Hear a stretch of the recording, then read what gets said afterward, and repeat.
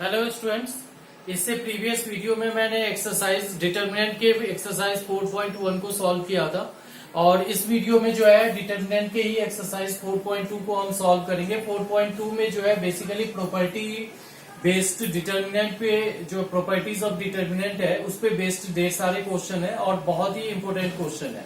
तो प्लीज आप इस वीडियो को जो है स्टार्ट से फिनिश तक जरूर देखना और सारे क्वेश्चन जितने भी हैं वो सारे जो है एक तरह से प्रॉपर्टी बेस्ड है, तो इस चीज को समझने की कोशिश करना। तो सबसे पहले फर्स्ट क्वेश्चन की अगर आप प्लीज अपने सामने जो है एनसीईआरटी का बुक निकाल लीजिए, जिसके बेस पे आपको क्वेश्चन जो है समझने में आसानी रहेगा, क्वेश्चन आपको पता चल जाएगा।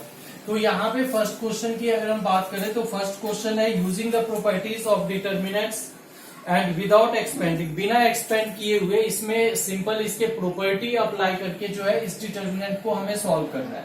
तो क्वेश्चन है कि डिटर्मिनेंट एक्स वाई जेड, यहां पे है ए बी सी और ये है आपका एक्स प्लस ए वाई प्लस बी और जेड प्लस सी। अब इस डिटर्मिनेंट को हमें सॉल्व करना है बाय प्रॉपर्टी अप्लाई करके जो है इस डिटर्मिनेंट की वैल्यू हमें फाइंड करना है। तो यहाँ पे क्लियरली आप देख रहे हो कि यहाँ पे जो है थर्ड कॉलम के तीनों में प्लस के साइन के थ्रू जो है कोई एक दूसरा एलिमेंट जो है ऐड हो रहा है। तो दैट मीन्स इस डिटर्मिनेंट को दो पार्ट में हम सेपरेट कर सकते हैं और सेपरेट करके हम इसमें लिख सकते हैं एक्स वाई जेड और यहाँ पे ए बी सी, उसके बाद जो है ये एक्स वाई जेड हो जाएगा और फिर प्लस करके यहाँ पे हम लिख सकते हैं ये जो है X Y Z A B C और यहाँ पे भी आ जाएगा ए बी सी। अब इस दोनों डिटर्मिनेंट को अगर आप गौर से देखो तो यहाँ पे जो है फर्स्ट कॉलम और इसका जो है थर्ड कॉलम ये दोनों सेम है। तो अगर कोई भी डिटर्मिनेंट के टू रो या फिर टू कॉलम आइडेंटिकल होता है तो उस सिचुएशन में उसकी वैल्यू जो होती है वो जीरो होती है। दैट मीन्स ये वाला डिटर्मिनेंट जो है आपका जीरो आएगा। प्लस यहाँ पे अगर आप देखो तो यहाँ पे भी सेम सिचुएशन है, यहाँ पे एबीसी है, ये भी आपका एबीसी है, मतलब कि इसका सेकंड कॉलम और थर्ड कॉलम दोनों इक्वल है, तो ये भी जीरो हो जाएगा। तो फाइनल आंसर आपका जो है यहाँ पे जीरो आ जाएगा। इसके बाद सेकंड क्वेश्चन की अगर हम बात करें तो सेकंड क्वेश्चन में ये चीज दिया हुआ है डिटर्मिनेंट ए माइनस बी माइनस सी और सी माइनस ए। इसका सेकंड कॉलम जो है वो है बी माइनस सी माइनस ए और ए माइनस बी, ठीक है। थर्ड कॉलम की अगर हम बात करें तो यहाँ पे है सी माइनस ए माइनस बी और बी माइनस सी, ठीक है। और ये डिटर्मिनेंट इज इक्वल टू आपको जीरो एक तरह से प्रूफ करना है, ठीक है। यहाँ पे जो है this is equal to zero by simple applying the properties only. यहाँ पे जो है you can use the properties of the determinant, determinant के केवल प्रॉपर्टीज को आप यहाँ पे अप्लाई कर सकते हो। तो यहाँ पे अगर हम देखें कि R1 को यहाँ पे एक ऑपरेशन करते हैं that is R1 arrow R1 plus R2 plus R3।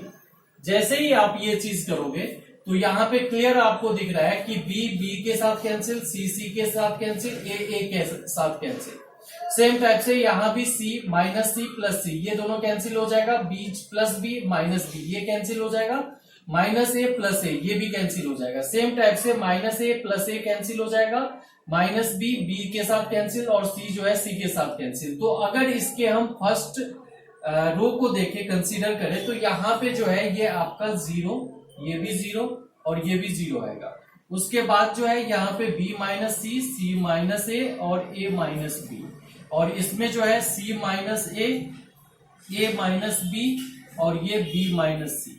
अब इस डिटर्मिनेंट में देखो कि फर्स्ट रो जो है उसके सारे एलिमेंट जीरो है। तो अगर सारे तीनों एलिमेंट जितने भी एलिमेंट्स हैं वहां पे वो सारे अगर जीरो है तो दैट मीन्स कि इसकी वैल्यू जो होगी वो जीरो होगी, ठीक है। तो ये दोनों काफी आसान सा क्वेश्चन था। इसके बाद हम थर्ड क्वेश्चन पे आते हैं। ये थर्ड क्वेश्चन जो है बहुत ही इंपॉर्टेंट क्वेश्चन है। आप इससे पहले जो है ये सारे क्वेश्चन आपको आई होप कि बहुत ही अच्छे से समझ चुके होंगे। और इन सारे क्वेश्चन को प्लीज आप जो है एनसीईआरटी की बुक निकाल लें, जिससे कि आपको क्वेश्चन वहां से मिलता रहेगा, ठीक है। और इसमें थर्ड क्वेश्चन, इसे लास्ट वीडियो जो मैंने प्रॉपर्टीज ऑफ डिटर्मिनेंट का अपलोड कर रखा है, उसको भी आप प्लीज देख लें। तो इसमें जो थर्ड क्वेश्चन है, थर्ड क्वेश्चन थोड़ा सा अच्छा क्वेश्चन है, इस चीज को देखो आप लॉजिकली। ये 2, 3, 5 है, यहाँ पे जो है 7, 8 और ये 9 है। ये आपका 65, 75 और 86 है, ठीक है। This determinant is equal to 0 by using the properties of the determinant. Okay, तो यहां पे जो है सबसे पहले यहाँ पे 65, 75 और 86 जो है इसको हम एक्सपेंड करेंगे। अब इसको एक्सपेंड कैसे करेंगे ये चीज देखो। तो ये डिटर्मिनेंट जो है यहाँ पे तो 2, 3, 5 ही रहेगा, यहाँ पे आपका 7, 8, 9 होगा। और इसको 65 जो है इसको हम लिख सकते हैं 7 इंटू 9। 7 इंटू 9 कितना होता है 63 प्लस 2, ये चीज लिख सकते हैं। 75 को हम लिख सकते हैं 8 इंटू 9 जो कि 72 होता है, और प्लस 3 कर देंगे तो ये भी आपका 75 हो गया। उसके बाद जो है 9 इंटू 9 जो कि 81 होगा, 81 प्लस 5, ये भी हम कर सकते हैं। अब जब ये चीज हमने किया तो इसके बाद इसी डिटर्मिनेंट को दो पार्ट में हम ब्रेक कर सकते हैं। यहां पे देखो कि इस डिटर्मिनेंट को हम लिख सकते हैं 2, 3, 5, 7, 8, 9 और यहां पे 7 इंटू 9, 8 इंटू 9 और 9 इंटू 9, ठीक है। उसके बाद इसको आप प्लस करोगे तो क्या होगा, ये जो है 2, 3, 5, 7, 8, 9 और ये क्या होगा, ये भी आपका ये जो है 2, 3, 5 हो जाएगा। तो 2, 3, 5। अब जरा गौर से देखो, यहां पे इस डिटर्मिनेंट में से ये जो डिटर्मिनेंट है इसमें से थर्ड कॉलम में से 9 को हम कॉमन ले सकते हैं। तो जैसे ही आप 9 को कॉमन लोगे तो यहां पे आपका बचेगा 2, 3, 5, 7, 8, 9 और 9 को कॉमन जैसे ही हमने लिया तो ये आपका 7, 8, 9 की डिटर्मिनेंट प्लस ये जो है एज इट इज आपका, यहां पे तो आप क्लियर लिख रहे हो, यहां पे आप देख सकते हो कि C1 और C3 ये दोनों सेम है, तो यहां पे आप इसकी वैल्यू जो है 0 के इक्वल लिख सकते हो। अच्छा, इसमें आप देख सकते हो कि C2 और C3 ये भी आपका सेम है, तो ये भी आप 0 लिख सकते हो। तो 9 into 0 plus 0 which is equal to 0, ठीक है। तो ये क्वेश्चन आपका हो गया, जो कि ये क्वेश्चन भी बहुत अच्छा क्वेश्चन और टेक्निकल क्वेश्चन है ये। इसकी एक्सपेंशन को बड़े ही गौर से आप समझने की कोशिश करना। इसके बाद जैसे कि फोर्थ क्वेश्चन पे हम आते हैं, तो फोर्थ क्वेश्चन क्या है, ये सारे क्वेश्चन जो है बहुत ही इंपॉर्टेंट क्वेश्चन है और प्रॉपर्टीज बेस्ड जो है बोर्ड में भी आपके क्वेश्चन आते ही है डेफिनेटली, इसलिए काफी अच्छे से करोगे। और इससे प्रीवियस वीडियो जो प्रॉपर्टी बेस्ड है वो मैंने अपलोड कर रखा है, उसको भी अगर आपने देख लिया तो बहुत अच्छे से समझ में आ जाएगा।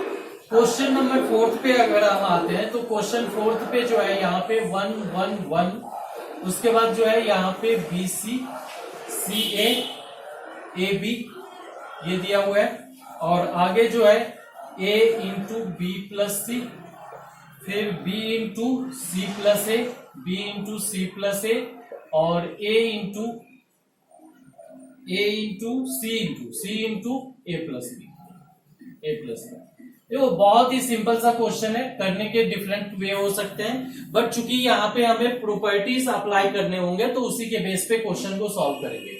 यहाँ पे एक लॉजिकली आप एक चीज समझ सकते हो कि इसको जैसे ही हम एक्सपेंड करते हैं तो ये आपका AB प्लस AC होगा। इसको एक्सपेंड करोगे मतलब ब्रैकेट रिमूव करोगे तो ये BC प्लस BA होगा। इसको एक्सपेंड करोगे तो ये CA प्लस CB होगा, ठीक है। तो यहाँ पे आप इस डिटर्मिनेंट को लिख सकते हो 1, 1, 1 BC, CA, AB, और ये जो डिटर्मिनेंट है इसको लिख सकते हो AB plus AC, BC plus BA, और इसमें आप लिख सकते हो CA प्लस बी सी। ठीक है, अब इस डिटर्मिनेंट में देखो कि अगर हम C1 यहाँ पे एक ऑपरेशन करते हैं, ऑपरेशन क्या है यहाँ पे कि C1 एरो नहीं C3 आप ले लो, C3 arrow C2 plus C3। अगर ये चीज आप करते हो तो ये फर्स्ट वाला कॉलम तो एज इट इज रहेगा जो कि 1 1 1 है, और ये वाला कॉलम जो है यहाँ पे तो BC, और ये वाला जो है आपका AB plus BC plus CA ये होगा। ये वाला कॉलम जो है यहाँ पे CA एज इट इज रहेगा, और इसमें भी BC plus CA AB plus AC हो जाएगा। थर्ड यहाँ पे जो AB है एज इट इज रहेगा, क्योंकि हम ऑपरेशन जो कर रहे हैं वो थर्ड कॉलम में कर रहे हैं, तो इसलिए जो चेंजेस होगा वो थर्ड कॉलम में सिर्फ आएगा, जो कि आपका हो जाएगा AB plus CA plus BC। ठीक है, अब ये डिटर्मिनेंट को गौर से देखो, यहाँ पे अगर आप चाहोगे तो थर्ड कॉलम में से AB plus BC plus CA को आप कॉमन निकाल सकते हो।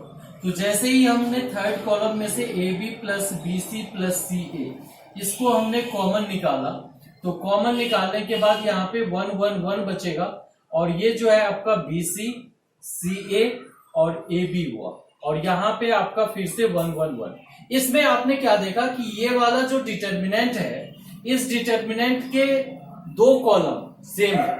अगर दो कॉलम सेम है तो ये आपका 0 आ जाएगा, दैट मीन्स 0 के साथ अगर इसको आप मल्टीप्लाई करते हो तो you will get the answer 0। तो दैट्स वाई यहाँ पे ये क्वेश्चन जो है सॉल्व हो गया। ठीक है, बहुत ही अच्छा क्वेश्चन था। इसके बाद जो नेक्स्ट क्वेश्चन है, फिफ्थ क्वेश्चन, थोड़ा सा लेंदी है, आप लोग प्लीज तब तक जो है क्वेश्चन देखो एक बार कि किस टाइप से क्वेश्चन है, जो कि आपके पास बुक होगा, एनसीईआरटी बुक का ये क्वेश्चन है, और इसी के क्वेश्चन, ये चैप्टर्स बहुत ही इंपॉर्टेंट है। अच्छा, आपने क्वेश्चन में देखा होगा, इसमें जो प्रूफ करना है, इसको हम देखते हैं कि क्वेश्चन में हमें प्रूफ क्या करना है। तो बेसिकली फिफ्थ क्वेश्चन में ये सब बहुत ही इंपॉर्टेंट क्वेश्चन है। फिफ्थ क्वेश्चन में ये B plus C plus A plus B, next second column Q plus R plus P और P प्लस Q, ये चीज है। इसके बाद Y plus Z plus X और X प्लस Y। ठीक है, अब इसको हमें प्रूफ करना है, this is twice of ABC PQR और XYZ। अब ये क्वेश्चन देखो, ये क्वेश्चन जो है टोटली आपको इस टाइप से प्रूफ करना है। ठीक है, तो इस क्वेश्चन में हमें बेसिकली करना क्या पड़ेगा, इसके जितने भी फर्स्ट ये डिटर्मिनेंट जो है, इस डिटर्मिनेंट के जितने भी एलिमेंट्स हैं उसमें आप देखो कि प्लस करके लिखा हुआ है, B plus C plus A, Q plus R plus P। इसका मतलब ये हुआ कि इस डिटर्मिनेंट को हम एक्सपेंड कर सकते हैं प्लस के फॉर्म में, मतलब sum of the two determinant इसको हम लिख सकते हैं। तो that means this determinant is equal to क्या हो जाएगा आपका BCA QRP YZX। ठीक है, प्लस में आप लिख सकते हो यहाँ पे CAB इसको लिख सकते हो RPQ, और इसको आप लिख सकते हो ZXY। ठीक है, ये चीज हमने लिखा। अब यहां पे हमें इस दोनों डिटर्मिनेंट से ये निकालना है। एक तरह से पहले ये चीज देखो कि इसका मतलब ये हुआ कि ये दोनों डिटर्मिनेंट आपका सेम होगा, इक्वल होगा, और वो किसके इक्वल होगा, इसके इक्वल होगा। तो यहाँ पे इस टाइप से कुछ हम चेंजेस करना शुरू करते हैं। तो सबसे ऊपर में यहाँ पे जो है APX है, तो APX यहाँ पे है। इस रो को अगर हम इसकी जगह शिफ्ट करें तो ऑब्वियसली सी बात है कि ये वाला रो जो है यहाँ पे आएगा। ठीक है, तो यहाँ पे हमने किस टाइप की ऑपरेशन किया कि R3 इंटरचेंज किया R2 से। तो जब इसको आप इंटरचेंज करोगे तो ऊपर में तो एज इट इज रहेगा PQY। और ये जो है आपका हो जाएगा ए पी एक्स, और ये जो है आपका सी वाला नीचे आ जाएगा सी आर जेड। ठीक है, सेम टाइप से प्लस।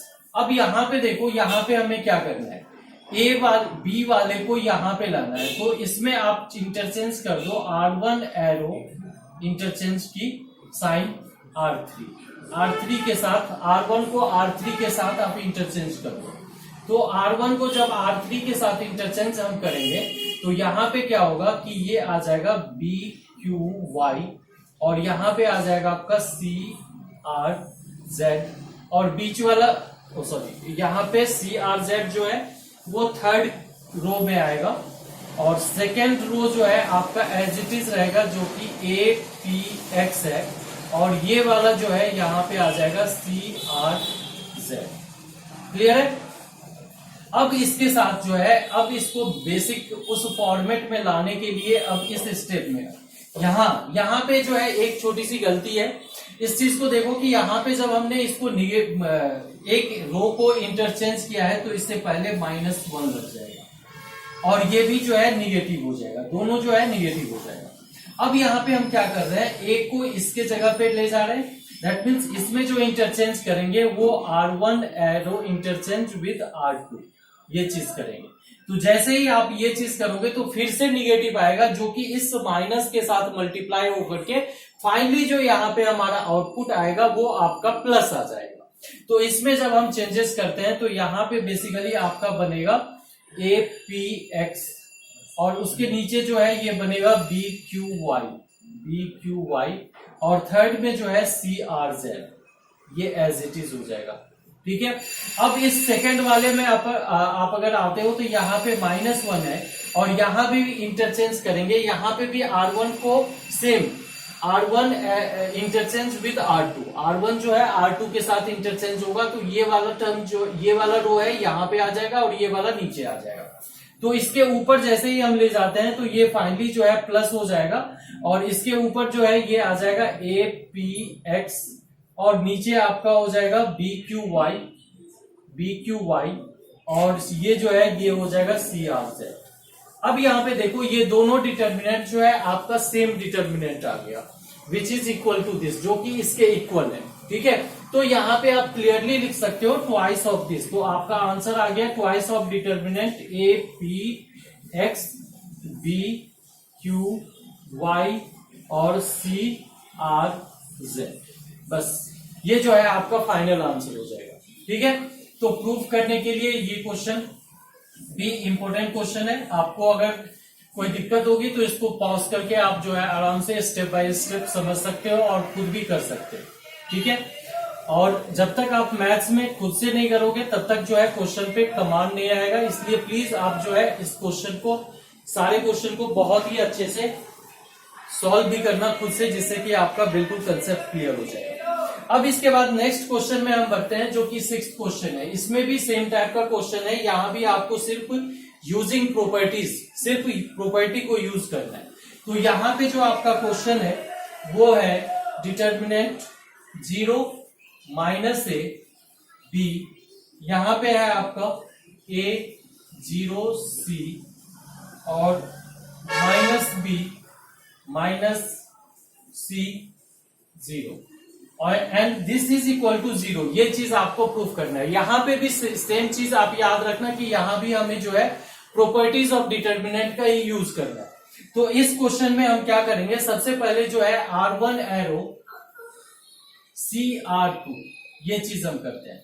ये हम क्यों कर रहे हैं, R1 एरो CR1, अब ये हम क्यों कर रहे हैं, ये क्वेश्चन में अगर इसको हम नॉर्मली सॉल्व करना चाहें तो वो भी इजीली सॉल्व हो सकता है, बट क्वेश्चन में चूंकि लिखा हुआ है कि प्रॉपर्टी अप्लाई करके, तो यहाँ पे हम प्रॉपर्टी अप्लाई करने की कोशिश करेंगे। तो यहाँ पे जब हम ये ऑपरेशन करते हैं R1 एरो CR1, तो जब ये चीज हम करते हैं तो यहाँ पे जो है हमारा आ जाएगा R1 के जगह पे 0, ठीक है, CA -BC, सेकेंड वाला सेम रहेगा -A 0 -C, थर्ड वाला एज इट इज रहेगा BC 0। ठीक है। अब इसके बाद यहाँ पे हम एक अलग ऑपरेशन करते हैं जो कि R1 एरो R1 माइनस, अब इज इक्वल टू, यहाँ पे एक अलग ऑपरेशन करो, R1 arrow R1 minus BR2। ठीक है। जब आप ये ऑपरेशन करोगे तो यहाँ पे जो आंसर है वो अब आप प्रॉपर्टी के बेस पे अप्लाई कर सकते हो। तो फर्स्ट को अगर हम देखें तो इसमें दिस माइनस, तो ये क्या हो जाएगा आपका माइनस माइनस प्लस AB हो जाएगा। फिर उसके बाद सेकेंड पे आते हैं R1 माइनस दिस, तो इस पर कोई चेंजेस नहीं आएगा, ये आपका एज इट इज रहेगा।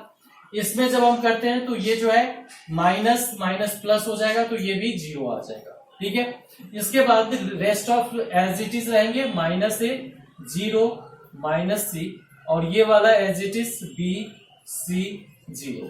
अब यहाँ पे इसको देखो गौर से कि इसमें से अगर हम A को कॉमन, अच्छा यहाँ पे एक चीज है कि जब हमने C से मल्टीप्लाई किया CR1, तो ऑब्वियसली सी बात है कि C से हमें डिवाइड करना पड़ेगा जिससे कि क्वेश्चन चेंज ना हो।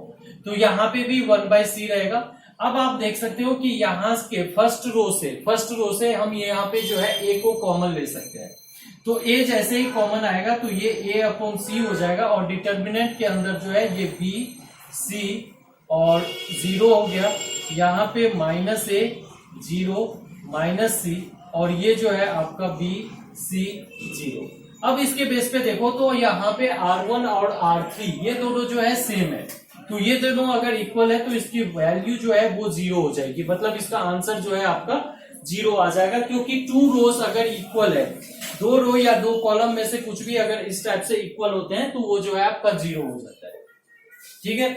अब नेक्स्ट 7th क्वेश्चन की ओर चलते हैं। 7th क्वेश्चन में क्या है, इसी क्वेश्चन का, ये 7th क्वेश्चन में है, आपको प्रूफ करना है कि determinant minus A² AB CA, और ये है आपका AB माइनस BA² BC, ये है आपका AC BC और minus C², which is equal to, हमें यहां पे प्रूफ करना है 4A² BA² CA²। बहुत ही सिंपल सा क्वेश्चन है।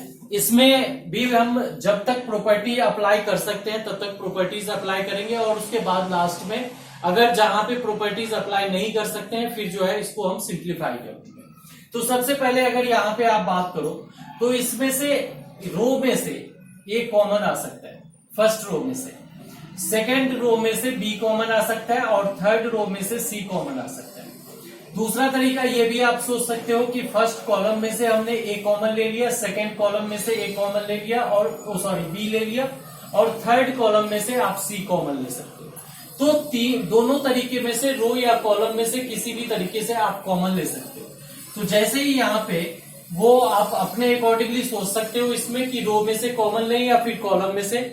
तो अगर हम इसके रो में से कॉमन लेते हैं तो A B C ये बाहर आ जाएगा, जो कि फर्स्ट रो में से कॉमन आया है हमारा, तो ये आपका माइनस A हो जाएगा, B और ये C। सेकेंड में से B कॉमन ले रहे हैं तो ये A हो गया, ये जो है आपका माइनस B हो जाएगा, और ये जो है आपका C हो जाएगा। थर्ड में से C हम कॉमन लेते हैं तो ये आपका जो है A हो जाएगा, ये B होगा, और ये जो है हमारा माइनस C होगा। ठीक है। इस टाइप से इसमें से जो है सारे हमने कॉमन ले लिए। अब अगर आप देखो तो फिर से अगर हम इसके रो में से कॉलम में से कॉमन लेना चाहें, फर्स्ट कॉलम में से A, सेकेंड कॉलम में से B, थर्ड कॉलम में से C, तो इसको फिर से हम कॉमन ले सकते हैं, जो कि इसके साथ मल्टीप्लाई होकर के ABC के साथ मल्टीप्लाई होकर के बेसिकली हमारे पास मिल जाएगा A² B² C², और डिटर्मिनेंट के अंदर जो बचेगा वो बचेगा -1 1 1, ये होगा 1 -1, और ये भी 1, ये आपका 1 1 -1। इस टाइप से जो है यहाँ पे हमें मिलेगा। अब अगर हम इस डिटर्मिनेंट को, जो डिटर्मिनेंट बॉक्स में लिखा हुआ है, इसको अगर आप सॉल्व करते हो तो ये जो है आपका 4 होगा। ठीक है। यहाँ पे और भी प्रॉपर्टी आप अप्लाई कर सकते हो, जैसे अगर सपोज दैट यहाँ पे हम अप्लाई करें कि R1 arrow R1 plus R2, इस टाइप से अगर यहाँ पे हम प्रॉपर्टी अप्लाई करें तो -1 + 1 0 हो जाएगा, और 1 - 1 ये भी आपका 0 हो जाएगा, और 1 + 1 ये जो है हमारा 2 हो जाएगा। सेम टाइप से यहाँ पे अगर हम करें प्रॉपर्टी अप्लाई, साथ के साथ ये भी आप अप्लाई कर सकते हो, R2 arrow R2 plus R3। जब ये प्रॉपर्टी अप्लाई करेंगे तो यहाँ भी आपका 2 आएगा, ये दोनों जो है 0 हो जाएगा, और ये दोनों भी 0 हो जाएगा, और यहाँ पे फिर फाइनली 1 1 -1 ये चीज बच जाएगा। अब इस डिटर्मिनेंट को सिंपल है कि आप सॉल्व कर लो, तो किसी भी रो के रिस्पेक्ट में अगर हम या कॉलम के रिस्पेक्ट में इसको सॉल्व करें तो ये जो है 2 है, इसके रिस्पेक्ट में अगर सॉल्व करते हैं तो 2 1, तो ये आपका जो है a² b² c², और इस डिटर्मिनेंट के अंदर जो है यहां पे बचेगा आपका 2 × 2 - 0, ठीक है, जो कि आपका 2 2 4 हो गया, तो ये final answer 4a² b² c², ये चीज आपका जो है इसमें आंसर आ जाएगा। ओके, तो इस वीडियो में हम इतना ही करते हैं। अब नेक्स्ट जो 8th से है, ये नेक्स्ट वीडियो में मैं अपलोड करूंगा, तब तक जो है आप इस क्वेश्चन को बहुत ही अच्छे से कर सकते हो। और वीडियो अगर पसंद आया हो तो आप डेफिनेटली लाइक करना, शेयर करना, और कोई भी आपको प्रॉब्लम हो तो डिस्क्रिप्शन बॉक्स में आप कमेंट सेक्शन में लिख सकते हो, और डिस्क्रिप्शन बॉक्स में जो है मेरा ईमेल आईडी है, जिसके बेस पे जिसपे आप जो है कोई भी क्वेरी पूछ सकते हो। Okay, thank you.